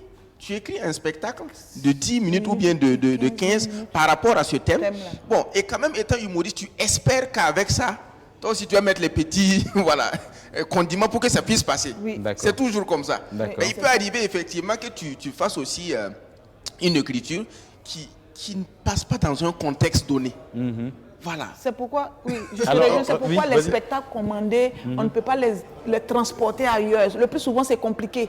Par exemple, tu écris... Vous le faites un coup KO. Voilà, souvent, c'est un coup KO. Souvent, il y a des éléments dedans que tu peux retravailler, réutiliser. Mais le plus souvent, c'est juste pour le contexte, pour la circonstance et que tu écris. Donc, du coup, c'est ça qui fait que ça coûte un peu plus cher. Avant de venir sur toi, Hervé, Bamoro, je veux savoir, pour le cas, par exemple, de Génération 2000, je sais que vous faites beaucoup de spectacles commandés. De gombo.com, autant pour moi. Vous faites beaucoup de spectacles commandés. Est-ce que vous avez des personnes ressources devant qui vous faites peut-être le rendu avant d'aller sur la scène? Et vous êtes sûr que, bon, si cette personne-là a validé, si cette personne-là a dit arrive à rire, c'est que c'est bon, là où on va aller prester, les gens vont rire forcément. Je dirais, d'abord, on rend hommage à Génération 2000 parce que c'est eux qui nous ont fait venir à l'humour. Ce sont nos idoles, c'est eux nos repères, au fait. Maintenant, quand nous, on finit d'écrire, on s'approche de tout le monde. D'accord. On peut s'approcher de El Presidente, on peut s'approcher de Moussa, on peut s'approcher... On s'approche même souvent de nos femmes. Tu lis ton texte, ta femme écoute. Comme elle n'est pas du milieu, elle a une autre manière d'écouter ce que tu dis. Donc, si ça la plaît, tu te dis que forcément, ça va plaire aux autres. Mais sinon, quand c'est professionnel, après aussi, il y a des critiques, des trucs qu'il faut prendre en compte et tout et tout. Et là, on s'approche de tout le monde. Et que ce soit des petits frères, que ce soit des grands frères, des Île-de-Verre, médailles et tout, on s'approche pour prendre des... Oui, mais j'avoue, par rapport à... Pour faire une parenthèse avec vous, il faut quand même avouer que vos spectacles sont quand même assez osés. Ça, je vous le dis directement, c'est vraiment assez. Vous avez dit tout à l'heure que bon, vous ne touchez pas les zones sensibles, mais vous touchez franchement les zones sensibles. Peut-être c'est votre identité, mais vous le faites de façon subtile d'autres comédiens ne peuvent pas faire. C'est ça un peu votre nuance. Moi, je vois beaucoup de vos spectacles, vous titillez de vive voix certains hommes politiques. Vous allez même dans les tréfonds même de leurs sentiments. Vous les insultez, entre guillemets, excusez-moi le terme, mais vraiment de façon subtile et que toute la salle est regardée. Moi, je pense que c'est aussi ça aussi, la subtilité de l'identité de chaque comédien. Ce que vous faites, vos spectacles que vous faites, tout le monde y va parce qu'on s'attend véritablement, vous touchez des sujets très difficiles. Que c'est même pas évident qu'un simple journaliste puisse l'écrire. Mais vous le touchez du doigt, ce que certains n'arrivent pas à lui dire, mais de façon subtile. C'est ça aussi, donc, justement, qui fait également l'identité. Formidable, Bamoro. Francky va nous revenir avec une question, mais bien avant, moi, je veux savoir, comment arrivez-vous, vous, en tant qu'humoriste, à faire la différence entre votre vie publique et votre vie privée? Parce qu'on sait quand même que l'humoriste, El Presidente par exemple, que l'on croise tout le temps sur scène, qui nous fait rire, est-ce que dans la vie privée comme ça, est-ce que les gens n'arrivent pas ils ne confondent pas les choses? Est-ce qu'on ne veut pas forcément que tu fasses rire tout le monde. On croit ça le plus partout souvent. dans les 6 mètres de la ville de Ouagadougou. Non, moi je pense que c'est ce qui est un peu déplorable quand on te croise et puis on dit voilà, tu vas pas faire un peu d'humour, on va rire. Tu vois quand quelqu'un te croise et qui te dit ça, puisque c'est mon boulot. Moi j'ai pris ça comme mon boulot actuellement. C'est comme le policier qui est en train de gérer les... Par exemple, on me croise. Le policier qui est en train de vérifier les papiers. Alors, moi, c'est vrai qu'il est en train de faire son travail. Il me dit, par exemple, fais ton boulot. Bon, pour lui, son exemple, ça va parce que si je lui dis de refaire son boulot, il est déjà sur son boulot. Mais par exemple, celui-là, je ne sais pas, quel exemple serait beaucoup plus propice. Un enseignant, tu le croises dans la rue. Qui me croise dans la rue, il faut me faire rire. Moi, je vois que c'est trop banal. D'accord. En fait, c'est même pas joli. Mais est-ce que ça t'arrive plusieurs fois quand on te croise dans la rue et puis on te dit, tu vas pas me faire rire un peu? Oui, mais bien sûr qu'on rencontre ça. D'accord. Je sais pas et comment tu réagis? Bon, je pense qu'ils ne comprennent pas. D'accord. Je suis un peu frustré à l'intérieur, mais en même temps, je me dis, c'est des fans. C'est des fans, mais qu'on doit essayer de contrôler. Parce que si tu leur fais savoir que tu es frustré, bon, tu peux perdre aussi tes fans. Sinon, quand même, croiser un humoriste et dire, bon, faut me faire rire. Bon, quand même, il y a des gens, si on leur dit de faire leur travail de même. Je vais te raconter quelque chose qui s'est passé. Vas-y, Michou. Tu sais, il fut un moment là, quand Souké était à Ouaga ici, là, il nous a tiré, il a mis dans le cinéma. Ça, je lui tire mon chapeau pour ça. Voilà, on a fait des trucs ensemble. Donc, chaque fois quand on était ensemble, on sortait, il est là, il aime rire. J'ai dit, Souké, ta façon de rire, là, moi-même j'aime ça. Hein. Mais quand quelqu'un te voit, il dit non, Souké, il dit, oui, ça va, il dit, Souké, tu sais, quelque chose va se passer ici, là. Tu ne vas pas aimer. Il dit non, hey, toi aussi, toi tu es trop compliqué. J'ai dit oui, je suis d'accord. Parce que quand vous demandez à tous les humoristes, on dit que non, Benga de Génération 2000, c'est l'humoriste le plus compliqué. Pourtant, je ne suis pas compliqué. C'est ce que tu as dit là. À chacun, est-ce que tu as venu voir un instituteur, tu lui dis, hey, faut écrire au tableau. Il est en train de marcher, il faut écrire au tableau. Mais quand tu me vois, tu me dis, fais-moi rire. Moi, je dis, non, je viens, je vais finir et puis tu vas comprendre où je vais aller. Maintenant, ce que je l'ai dit, tu sais, quand tu t'amuses avec tout le monde, c'est pas que tu t'amuses pas avec tout le monde, mais arrivé à ce moment, c'est l'image qu'on voit de toi où tu es là, tu t'amuses, les gens te prennent pour un idiot. Les gens gardent ça en tête. Donc, quand ils te voient, ils pensent que c'est ça, alors que ce n'est pas ça. Il faut différencier. On marchait comme ça, il y a un monsieur qui est venu. Moi, je qu'on marchait, et à sa main, il a fait comme ça, tu vois, derrière, là, au niveau de la nuque, là. Il a mis, pop. Moi, j'ai eu peur, je me suis retourné comme ça. Les yeux de Souké sont devenus rouges. Il est là, il est vivant, il faut l'inviter un jour, tu vas lui demander. Souké s'est retourné derrière le gars, là, comme ça. Et puis, le gars dit, hé, Souké, ça vous paraît imbécile, là. Et puis, il fait encore, il veut taper. Souké lui a dit, au nom de ma maman, si tu me touches encore, ce que tu veux, là, tu vas avoir. Et le gars, il n'a pas cru que Souké était au sérieux. Il a dit, mon ami, si tu as touché Souké encore, là, tu vas voir ce qui va se passer. C'est là il a arrêté maintenant. Il dit non, que lui s'amuse. Il dit mais amusement, tu viens taper le gars comme ça, en pleine rue, comme ça, tu dis que c'est amusement. C'est quel amusement? Moi, je dis aussi que c'est parfois la faute des humoristes. Il faut savoir, c'est un métier. Vous le faites sur la scène et hors de la scène, c'est fini. Vous devenez comme tout le monde. Moi, j'apprécie le tonton comme Babouanga. Et quand il est dans la rue, il y a beaucoup de certains humoristes qui ils ont l'impression que quand ils sont dans la rue, ils doivent également régulièrement se présenter comme des humoristes. C'est pas bien. Finalement, on ne sait plus exactement quel est votre statut. Je pense que c'est important de faire la différence entre votre vie artistique et sur le terrain. Malheureusement, beaucoup ne le font pas. Et c'est dommage que quand je vois certains humoristes, je prends de quelqu'un comme Bayala, Eugène Bayala, qui parfois je suis avec lui, tout simplement parce que les gens l'approchent, on ne sait plus est-ce qu'il est sérieux, est-ce qu'il n'est pas sérieux. À un moment donné, il est obligé de s'énerver. Parce que quand vous prêtez déjà le flanc, partout dans la ville, c'est vous qui rigolez, c'est vous qui saluez tout le monde, c'est vous qui mettez l'humour un peu partout. Au moment où vous êtes sérieux, on ne le saura plus jamais. Et ça devient compliqué. Alors, Philomène Lannéman, Frankie Gold, on va revenir dans quelques instants pour prendre ta question. Mais bien avant, nous allons faire un petit tour quand même de l'Afrique. Nous allons aller moi, il n'est pas parlé aussi.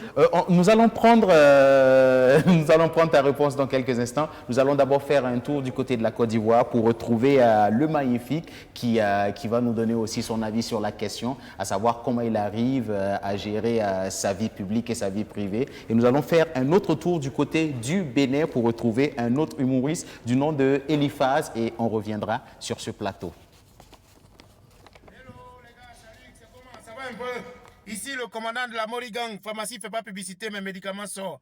Ok, bon, le sujet du jour c'est simple, hein? Voilà, vie privée et puis vie publique. Moi par exemple en tant qu'humoriste, ma vie privée à la maison et Souvent même, je regarde la télévision, mes spectacles avec mes enfants, et puis mon enfant se lève, hey, papa, tu es bête, hein? Et puis après, il dit, hey, papa, pardon, je n'ai pas fait exprès. Vous voyez souvent, mais il y a des fois quand même à la maison, on fait rigoler tout le monde, mais il y a des fois quand on sait le visage là, les enfants ils comprennent tout de suite qu'il y a une vie privée, il y a la vie de papa, madame sait qu'il y a la vie de famille, et puis il y a une vie publique. Maintenant, si je vais sur le plan de la vie publique, voilà, quand on sort comme ça, quand on se balade dans les rues, on a toujours des problèmes en tant qu'humoriste. Vraiment, les gens ne nous prennent pas au sérieux, surtout quand on drague femme là. Elle rit seulement. Oui, oui, oui, oui. Tu es dans tout ton sérieux, tu es en train de la draguer, elle pense que c'est théâtre, c'est comédie, tu es en train de faire. Elle rit seulement. Donc vraiment, regarde, considérez notre vie publique un peu un jour, considérez-nous. Sinon, un jour, on va tomber devant vous, on sera en train de mourir, vous allez penser que c'est théâtre. Bon, maintenant, mon inspiration, bon, c'est Dieu qui est le père de toutes les inspirations. Hein. C'est Dieu d'abord. Après Dieu, maintenant, je regarde tout ce qui est autour de moi. On observe ce qu'on vit le jour, dans la politique, dans le sport, dans la culture. En fait, le vécu quotidien nous inspire, quoi. Voilà, même l'émission, ça peut inspirer quelque chose. Donc, c'est ça. Maintenant, bon, ceux qui comprennent français, là aussi, on dit qu'il y a une différence entre les comédiens et les humoristes. Les comédiens, apparemment, c'est les gens de théâtre. C'est les gens qui ont fait l'art du théâtre.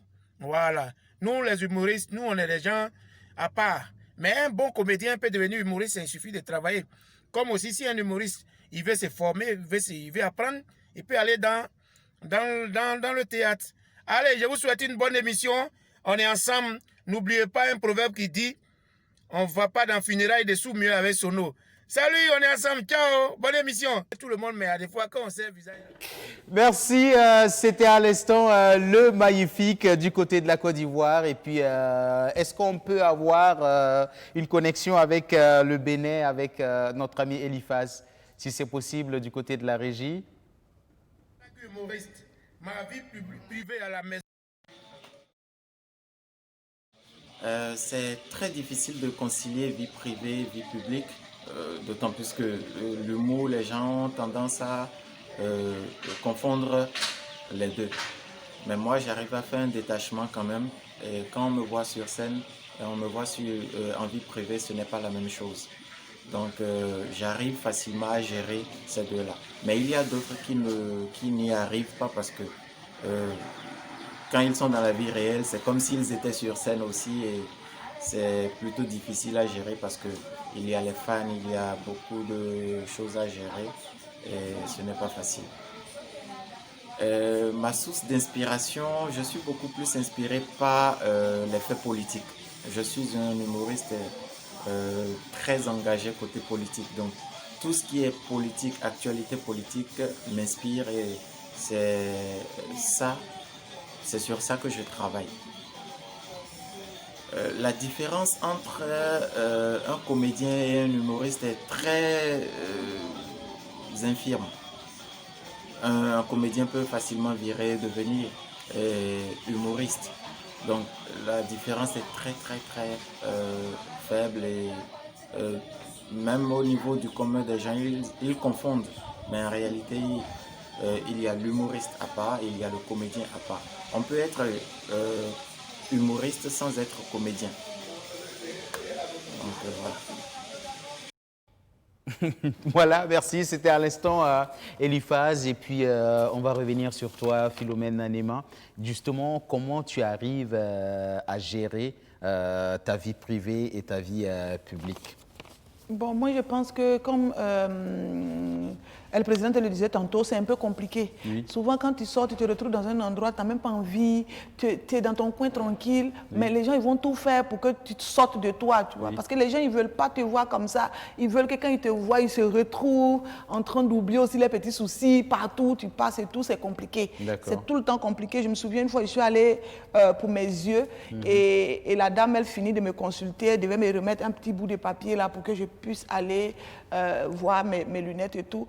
Et elle bloque mes papiers dans son tiroir et les gens viennent, elle s'occupe d'eux. Je dis, ah, tonti, André, vous m'avez oublié. Elle dit, ah, Philo, il n'était pas oublié. Il faut t'asseoir, tu vas nous faire rire d'abord avant de prendre pour toi là. J'ai dit, tanti. Et pourtant, tu as payé pour la consultation au même titre que tout le monde. J'ai dit, tanti, je suis pressé. Tu es pressé. Nous aussi, on est pressé. Nous aussi, on est pressé. Et puis moi aussi, je suis assise. Moi, j'ai cru que c'était amusement. J'ai fait 2 heures assise. Je ne peux jamais oublier ça, ça m'a choqué. Et finalement, tu es obligé de taper sur la table pour dire je n'ai rien fait, je suis allé prendre un banc dehors et puis je suis assise. Et puis quand nos yeux se croisent, elle sourit. Et puis moi aussi, j'ai fait... Il faut afficher ta personnalité, il faut montrer ta... Est-ce qu'on n'est pas obligé? Mais est-ce que souvent on n'est pas obligé de taper sur la table?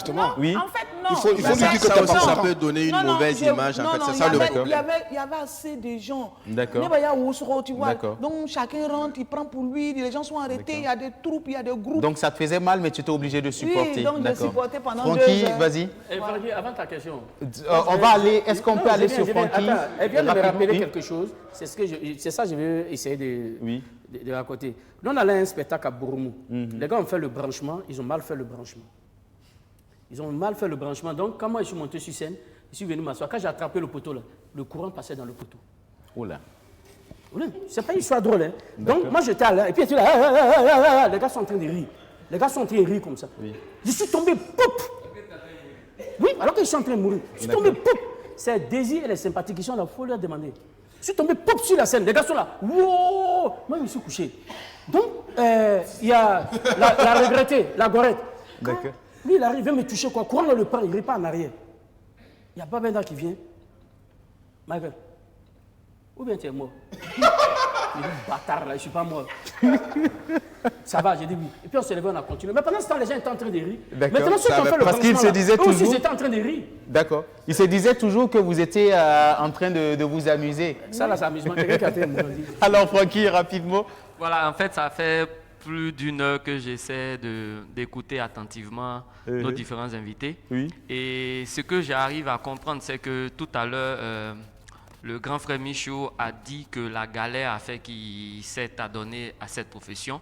Et par la suite, on a M. Bamogo qui a dit que s'il devait renaître 5 fois, il allait renaître toujours pour l'humour. C'est qu'on parle de la galère, mais au niveau de M. Bamogo, c'est encore quelque chose qui est plus assis, qui est plus confortable. Voilà pourquoi il dit que dans 5 fois, s'il renaît, il va aller dans l'humour. On a également El Presidente, qui sort de nulle part et qui aborde ce métier. On a également Philo, qui, elle, est poursuivie par quelqu'un qui a remarqué en elle ce tas qui est inné. Oui. Donc, pour dire tout simplement que l'on sait d'où il vient, mais il ne sait pas où est-ce qu'il part. Et le soutien de tout un chacun auprès de nous, nous qui sommes artistes, c'est un bien pour nous de pouvoir nous guider, de pouvoir nous permettre de pouvoir aller de l'avant. Mais aussi est qu'aujourd'hui, on parle d'humour, mais je vois que nos différents invités sont vraiment très, très au sérieux. Chacun décide de parler de sa profession. Et la question que moi, je veux poser, c'est de savoir. J'ai assisté plusieurs fois à Gombo.com et Bamogo et son binôme sciatique. Quelle est leur source d'inspiration? Qu'est-ce qui fait que lorsqu'ils sont sur scène, le public qui est là, qui les regarde, franchement, ne croit pas que c'est avec ce monsieur que je suis en train de parler ce matin? Qu'est-ce qui fait que Génération 2000, sur sa scène, est une autre personne? Qu'est-ce qui fait que Philomène, dans son one-man show, est une autre personne? Qu'est-ce qui fait que El Presidente sur scène est une autre personne? D'où vient cette source d'inspiration? Et cette question est posée juste pour pouvoir éclairer un peu cette nouvelle génération qui veut emboîter également ce pas.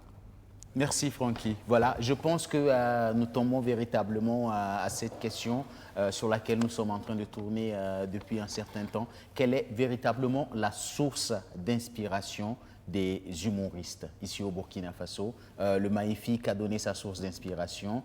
Eliphaz également a donné sa source d'inspiration. Quelle est la source d'inspiration de nos humoristes sur ce plateau? Moi, je dirais, comme Magnifique l'a dit aussi, c'est Dieu d'abord. Oui. Parce que l'humour, ce n'est pas des maths. Ce n'est pas A plus B égale à C. Donc, c'est d'abord Dieu. Et après, Gombo.com, c'est plus la peur. Parce que tu te dis à un certain moment, tu ne dois pas retomber. Tu es obligé de donner le meilleur de toi à chaque fois pour pouvoir avoir toujours la confiance. Parce qu'on ne vit que de ça. Il n'y a pas de sponsor au Burkina, il n'y a pas assez de mécènes et tout et tout. Donc, on ne vit que de ça. Le risque, c'est d'abord avoir la peur que, aujourd'hui, par exemple, devant 10 personnes, tu peux sombrer carrément. Ça veut dire que tu peux rester devant 10 personnes et ta carrière est foutue, quoi. Donc, c'est d'abord ça qui fait que quand tu rentres, quand tu as un spectacle, tu rentres, nous d'abord, on se donne des thèmes. Par exemple, tu vois un homme qui passe avec sa femme et avec une femme sur une moto. D'abord, on est assis et puis on se pose les questions. Est-ce que c'est sa femme? Ou bien c'est une go? Et on dit la manière de s'asseoir. Est-ce que quand tu prends ta femme, comment elle est assise derrière? Oui. Ce sont des questionnements. Et après, nous sommes très politiques. Parce que ça nous inspire, parce qu'il y a de la flamme. Par exemple, quand on parle de coronavirus actuellement, tu te dis que c'est peut-être mal géré. Donc, c'est tout ce qui sont nos sources d'inspiration. D'accord. Michou, sources d'inspiration de Génération 2000? Les inspirations de Génération 2000, ce sont les faits quotidiens de la vie. Voilà, nous nous basons sur les faits quotidiens de la vie, les tares de nos sociétés que nous prenons, nous enlevons une partie que nous développons maintenant et que nous proposons à tout le monde. Voilà, parce qu'on ne va pas chercher loin, c'est juste à côté. Moi, je suis là comme ça, je te regarde. Quand lui, il a dit, Philomène a parlé tout de suite par rapport à ce que tout le monde connaît. Bon, je n'ai pas besoin de dire, mais tout le monde a vu. On a fait un gros plan dessus. On a ri. Mais nous, à travers ça, là, nous, on peut te faire un spectacle de 30 minutes. Juste à travers ça. D'accord. Voilà, ça veut dire on s'inspire de ça, de toi, de comment tu es assis, ainsi de suite. Oui. On développe et puis on va présenter quelque chose d'assez potable que les gens vont aimer. D'accord. En tout cas, merci pour la dédicace, hein, doyen. Et Philo. Moi, je dirais plutôt, en fait, un peu comme Michou, c'est ce qu'on vit au quotidien. Et moi, quand j'écris toujours, je me dis, quel message, parce que Gérard Excellence, qui me disait à chaque fois, Philo, quand tu écris, n'oublie pas de te dire, et au sortir de ton spectacle, de ta prestation, qu'est-ce que les gens doivent retenir? Qu'est-ce que les gens retiennent au-delà du rire? C'est-à-dire, les gens vont rire, certes, mais ils retiennent quoi? C'est le plus important. Et depuis lors, quand j'écris chaque fois, je me dis, certes, je veux faire rire, mais en plus de ça, je veux que la personne qui m'écoute, qui est en face de moi, quand il va rentrer chez lui, qu'il rentre chez lui avec quelque chose dans la tête. Donc, je fais tout dans l'écrit pour que ça ressorte. Il faut toujours passer un message. C'est pourquoi quand j'ai écrit mon spectacle, Je vous salue Marie, ceux qui ont vu le spectacle comprendront qu'il y a tous les sujets. Parce que je ne veux pas que quelqu'un dans la salle ne se retrouve pas. Les enfants se retrouvent, il y a la violence faite aux femmes, la violence faite aux hommes, il y a l'excision, il y a la déscolarisation, il y a un peu de tout ça. Il y a le cancer du col de l'utérus de la femme, les femmes en souffrent tellement. Il y a un peu de tout ça dans le spectacle. C'est un message que je fais passer. Et au-delà du rire, les gens ils retiennent des choses. Et moi, c'est le plus important. Merci. Moi, je dis, Excellence. c'est important pour un humoriste de toujours faire passer un message. Je dirais que pratiquement c'est la même chose. Tout d'abord, il faut dire que c'est Dieu qui est la première source d'inspiration. Et après aussi, ce sont nos fans. Parce que beaucoup vous font même des suggestions après vos spectacles. Et c'est à partir de tout ça que nous récoltons et puis on reprend, on retravaille pour leur proposer pour les prochains spectacles. Mais je ne peux finir ça également sans remercier ou du moins rendre hommage à ces dévanciers-là, puisque c'est grâce à eux, nous sommes inspirés, grâce à eux, Génération 2000, Gombo.com, son excellent Gérard, et tous les promoteurs en fait. Donc c'est grâce à eux, parce que s'il n'y avait pas aussi de spectacles d'humour qui étaient organisés au début, je dis Firo, il y a Wissiti, c'est eux au début. Voilà, c'est vrai que les humoristes même organisent leur spectacle, mais eux aussi, ils ont fait quand même un travail de sorte à ce que les humoristes travaillent pour pouvoir se faire voir là-bas. Merci, donc, Président. Hervé, pardon, je voulais ajouter un petit truc que peut-être qu'on a omis. Il a parlé aussi de la scène, comment, étant sur scène, comment on arrive à capter le public, comment on arrive à se positionner de sorte à ce que le public soit scotché. Moi, je dirais, chaque humoriste ou chaque comédien a son tic, a sa manière, a sa façon à lui d'entamer la scène, tu vois. Par exemple, moi, personnellement, avant de monter sur scène, à quelques secondes, là où on a commencé à m'annoncer, c'est là que ça devient sérieux dans mon esprit et que je commence à former ma bulle. Une fois que je suis dans une bulle, si je monte sur scène, on ne peut plus m'attraper. Il y a l'énergie qui déborde et ça devient un peu plus compliqué. De tout ce que j'ai dit, vous avez dit et j'ai entendu, il y a peut-être une autre problématique qui se pose. Vous vous contentez beaucoup plus de spectacles, c'est-à-dire de jouer de la scène. Mais malheureusement, il n'y a pas l'écriture, vous n'enregistrez pas tout ça sur un support physique. Ce qui pourrait peut-être vous permettre je crois que certains le font, d'avoir peut-être d'autres gains à travers vos droits. Mais vous vous contentez, comme le one-man show est devenu votre source de financement, vous gagnez beaucoup plus d'argent, vous créez un petit test, vous allez vous réciter, vous venez bombarder, ça vous donne 500 000 francs, vous partez. Mais après, qu'est-ce qu'il y a? C'est un exemple, vous êtes millionnaire maintenant, je le dis. Ne faites pas semblant, vous racontez, vous êtes plus gomboïs même que les musiciens. Parce que l'humour commence à payer bien plus que la musique. Mais malheureusement, ils se contentent du show et ils s'en vont. Écrivez et puis faites en sorte que ça reste sur un support, vous allez déposer au bureau. Mais malheureusement, on se contente de faire le spectacle, on applaudit et puis on joue les stars dans la ville. Merci bien Hervé, et nous allons poursuivre avec une autre prestation artistique. C'est un artiste qui nous vient sur cette scène. Il a commencé sa carrière en 2005 en tant que chorégraphe. Aujourd'hui, il a décidé de s'essayer à la musique et je pense que ça commence à le réussir super bien. Il porte le nom de Zeman Fruity. Merci de l'applaudir pendant qu'il nous rejoint.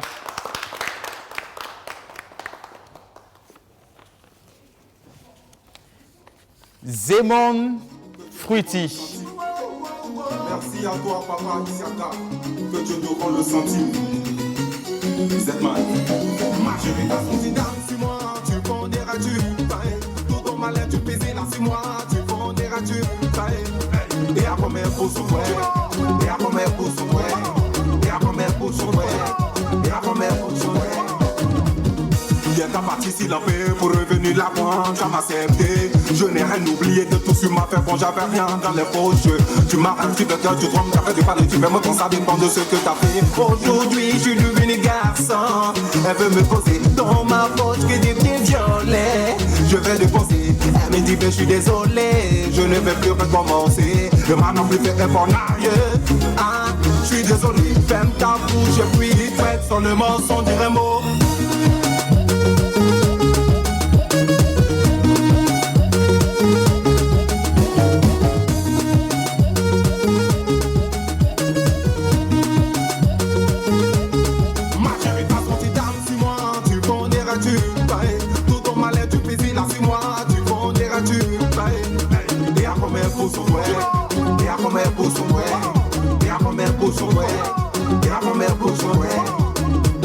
Tu parles dans le tas de chouchou dans mon oreille, je ne peux même plus pioncer. Tu racontes des conneries, ça n'aurait que je suis tombé qu'on est fiancé.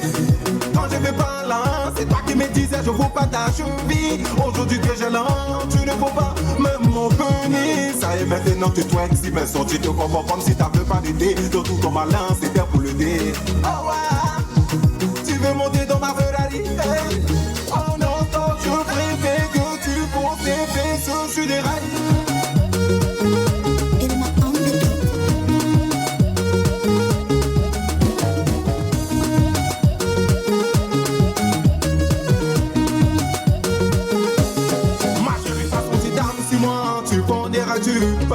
Tout ton malin tu faisais là 6 mois, tu fonderas-tu. Et à combien pour son frère? Et à combien pour son frère? Et à combien pour son frère? Et à combien pour son frère? Everling, déjà dans mon lit. Son brûling, juste pour le free. Everling, déjà dans mon lit. Son brûling, juste pour le free. Ouais, baby, ouais. I got him on the smoke like a twig.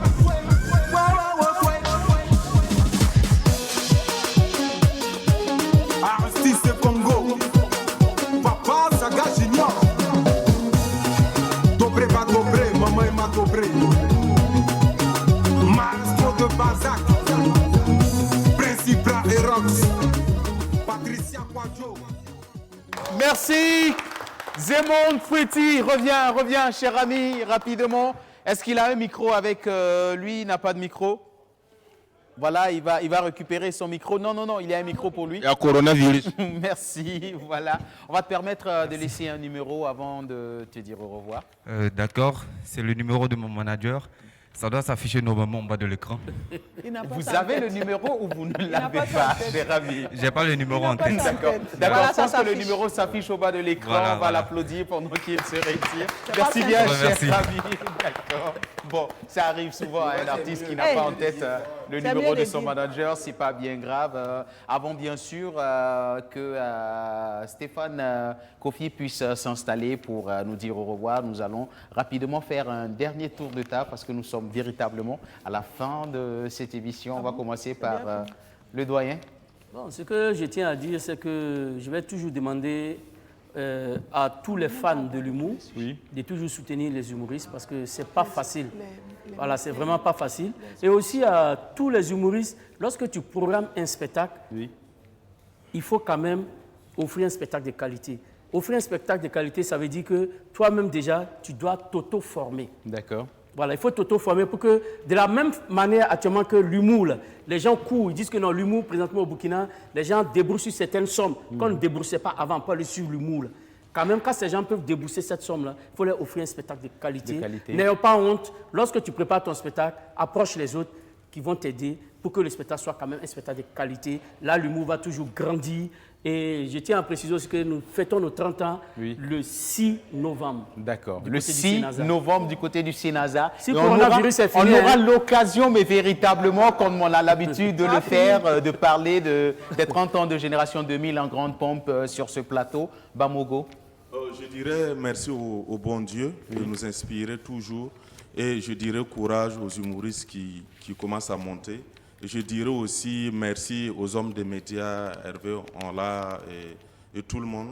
D'accord. Et vous aussi, de surtout soutenir l'humour. C'est l'essentiel. D'accord. Mais de toute façon, on sait que l'humour a pris le pouvoir désormais, comme on le dit, parce que désormais, on débourse 5 000, souvent 10 000 francs pour assister à des spectacles d'humour. Ça ne se faisait pas dans les années passées. Ouais, on dit merci aux fans. Vraiment, ils font sortir l'argent. Formidable. Hervé, on l'a. Vraiment, je demanderais vraiment qu'ils essaient un peu de créer une véritable industrie humoristique. C'est déjà, on voit déjà ça dans la musique. De plus en plus, il y a des humoristes qui sortent du lot. Rien qu'à Ouagadougou, au Burkina Faso, on peut faire une tournée des humoristes. Je souhaiterais véritablement que, moi personnellement, j'ai souvent envie d'écouter certaines productions que j'ai vues au Sénasa, j'ai vues ailleurs. Mais malheureusement, on ne peut plus les écouter après. Quand on rate un spectacle, par exemple, il faut attendre 2 ou 3 semaines si l'humoriste a encore même de l'argent pour être financé. Donc, si vous avez ça sur des supports, vous filmez sur des vidéos et vous vendez, ça va nous permettre, soit à la maison, soit dans les autres spectacles, de les voir.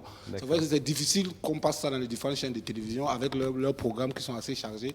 Mais mettez ça sur des supports vendables, bien enregistrés. Ça va nous permettre également de continuer à vous suivre peut-être ailleurs, même hors du Burkina. Mais malheureusement, vous ne voulez pas fructifier davantage vos gains, alors que c'est important, d'autant plus que vous avez le vent en poupe en ce moment. D'accord. Merci Hervé. Excellence, Monsieur le Président, vous qui convoitez désormais le palais de Kossiam. Inch'Allah, très bientôt. Je sais que ça ne va pas être facile pour les gens, mais ça va aller. Alors, donc, c'est de dire merci à la télévision BF1 qui nous a invités sur le plateau pour parler de l'humour. Et j'invite également mes collègues à ce qu'on puisse redoubler d'efforts en matière de travail, parce qu'il ne faudrait pas que, en même temps qu'on parle d'humour en bien, qu'on critique beaucoup aussi l'humour dans la façon de faire. Et parce que c'est un truc, c'est un art, comme Hervé l'a dit, qui est un peu quand même compliqué, une discipline compliquée. Vous voyez, souvent il faut être à l'aise même pour suivre l'humour. Malheureusement, ici au Burkina, souvent on n'est pas dans des conditions aisées pour venir à des spectacles d'humour. Les gens sont assis avec leurs problèmes. Donc ça même, c'est d'abord un problème. Tu dois les faire quitter le problème avant de rire. Donc vous voyez, on a une double tâche. Donc ça fait que il faut qu'on travaille encore à ça. Le chemin est long et on espère pouvoir bosser encore pour faire plaisir aux fans, Inch'Allah. Merci déjà à ce qu'ils font pour nous. D'accord, il voilà. n'y a pas de souci. Et puis, non, Philomène, je vais dire, exceptionnellement pour toi, Philomène, nous allons te permettre de parler et encore de parler, parce que nous allons clôturer vraiment le dernier mot avec toi. Non, mais sincèrement, j'ai rejoint mes collègues et Hervé, on l'a. Qui est là, merci à BF1, merci à tous les journalistes, merci à vous tous qui soutenez l'humour, qui ne cessez de nous soutenir et tout. Et puis moi aussi, j'aimerais dire en face de la caméra, tous ceux qui nous pardonnez, soutenez-nous. Hein, on a besoin de vous.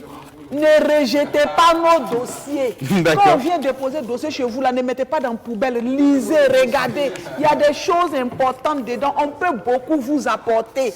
On travaille pour ça. Hein, on a besoin de vous. Franchement, c'est pas simple. On dit il n'y a pas mécène, il n'y a pas soutien, il n'y a rien. Et puis on fait comment? On a envie de faire plaisir au public, on a envie de faire plaisir à nos fans. On a envie vraiment que tout le monde soit content en dépit de ce qu'on vit. Il faut que les gens quand même arrivent à s'aérer et tout. Mais on a besoin aussi de soutien. Parce qu'on ne peut pas se lever avec nos propres fonds, faire tout le temps. Donc vraiment, soutenez-nous, laissez la musique là un peu. Et puis venez vers l'humour. Bon, je pense que cette conclusion, Philomène, je ne serai pas là pour l'assumer. Je ne serai pas là pour l'assumer. On a besoin de soutien. Vraiment, soutien en tout cas.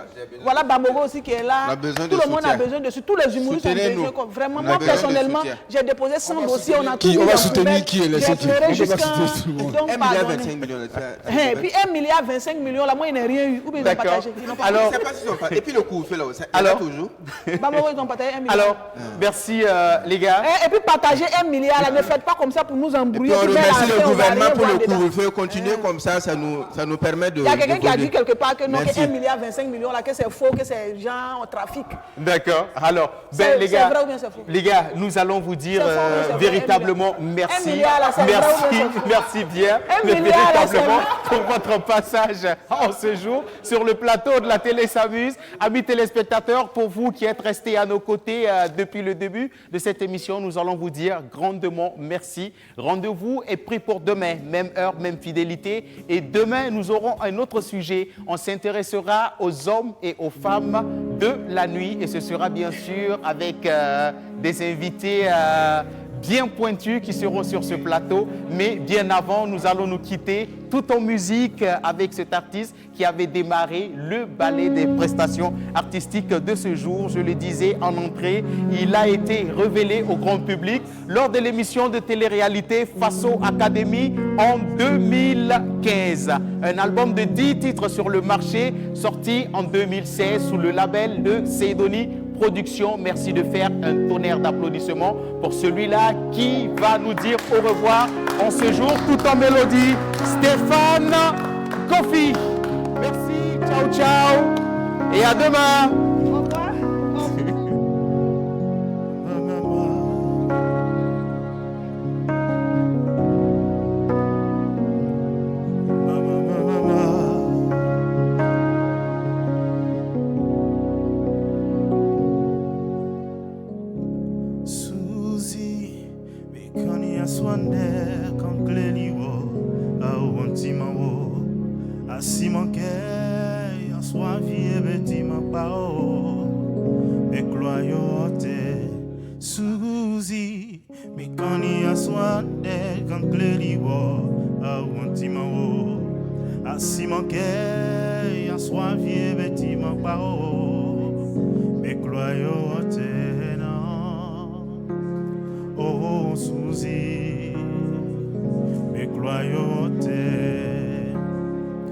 Be crying,